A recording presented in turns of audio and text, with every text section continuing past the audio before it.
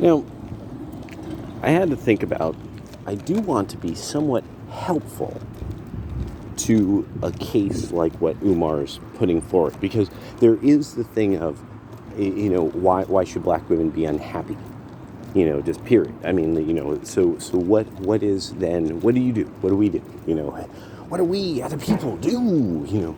But so I started to really like walk through, because I have access to so much old music, and a lot of this old music, because I went out of my way to get certain versions of in certain media types, they would come then with sometimes lots of research that had been done and then put in the liner notes of, especially republishing. And then on top of it, I did a lot of just online searching now and then, because I'd get curious, because I was around also other music buffs. But then there was things that I just didn't know about certain labels, and certain musicians, certain labels, the history of them. Somebody would say, okay, no, if you're looking for this song, you can find it on these two labels, because technically they were both the same label, or one bought the other, or it just became that, or, however the story goes. So you would end up finding out, like, some label came out of, like, Cleveland, and, like, people don't really think of Ohio as, like, a mecca of black American culture. Nobody says that. Yet anybody who is in that region of the country would say, oh, yeah. I mean, and they could even talk about Ohio as this mecca of black American culture, but they would say, well, that was like 1956, and blah blah blah. Everything was about New York after that, or it was all about Los Angeles after that. And you could hear this in music. Music would slowly, where the big cool place to live was in black music, decade after decade after decade, as people moved.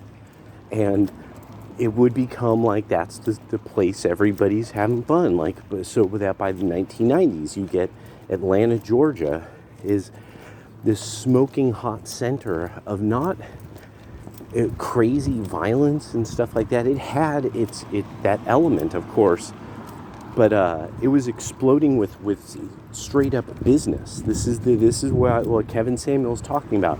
Half of black American adults are just normal middle class people. So that's what Atlanta was. It was this place with a lot of middle class people. Like Chicago had huge swaths of it that were just normal middle class people. And it became a place with a lot of crime as the criminals preyed on communities that had no idea what to do about the criminal element. Like they couldn't conceive of this. These were professionals and middle class people. And then there's this is why then I started to think about black American women and their happiness. At this time, you would have been what almost in our culture we would call a type of Protestant Orthodox. My mother used to talk about, you can't be cremated because your body is not intact and you therefore won't go to heaven. Now this was not something, this was so out of character for her. In my upbringing, I would be like, where did that just come from? Because there's nothing, and no other time did she say anything that odd in regard to like religion and spirituality, but then kind of superstition specific of black American culture. But there's from what I understand, absolutely Protestant theology that states this. It's a part of a certain vein of Protestant theology. So, and maybe others. Maybe this is also, Catholic and it's Orthodox theology, but I know it's definitely a part of Protestant theology. So, something I had to start really considering was that during that period of time where you have things like, say, Stax Records and soul music. This is like this person who, it's like everyone in the neighborhood kind of wishes you would get hit by a truck, but Um, yeah, bumping, dumb step. So you have then this issue of like, okay, well, when did people have this tremendous respect for Black American women? Like really, like they like people walked carefully and spoke carefully, like be out of respect, not fear that this woman would toss her weave and start beating your ass. And it was really when Black American women ran a household, and that they had the power of family, they had assets behind them, but mostly the power of family and community behind them. And the only way that happens is if you're a mother who produces usually more than one child and stays married, and then settles down someplace.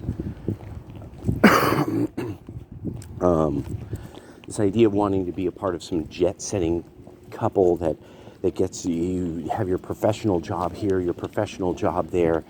That's not quite why.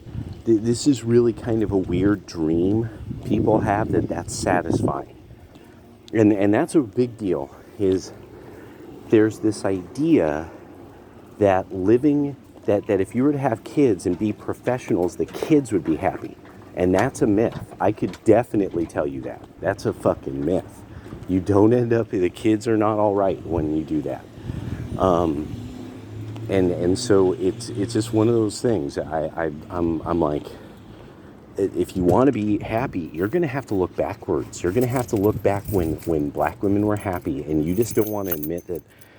You don't want to admit that you don't know that they were. You don't want to admit it. And you can't really go backwards in time, so you're going to have to come up with a way that your times are like another time. You're going to have to take the best of another time and extrapolate it. And then you create your destiny. But you're going to have a model for it. Period.